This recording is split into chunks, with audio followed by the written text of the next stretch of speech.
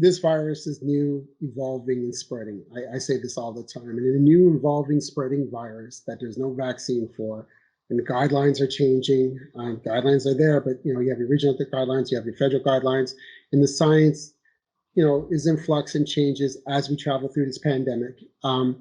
It's important that we establish the concept that we can't control the individual, but we can control the environment. I mean, we're going to have thousands and millions of people voting, and it's going to be really tough for us to control each one of these individuals. But it's going to be very effective if our focus is on controlling the environment and engineering the environment to mitigate the risk as a whole. And by doing that, by putting behavior controls in place, and one of the things that we've been working with Smartmatic on is treating that environment, uniquely. If all the voting locations we have, hundreds and hundreds of voting locations, we're going to have one thing in common. We're going to have people entering it. We're going to have people exiting it. So we've established stop stations.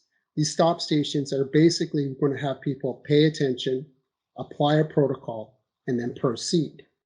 And they are directed to and from the stop stations by designated poll workers who are trained, who will be trained on ensuring that people are following the right path, which is called wayfinding. So so with this method, what we're going to end up having is trained poll workers directing the voters to the stop station to apply hand hygiene, mask up, and then to proceed, and then they go through the process of voting.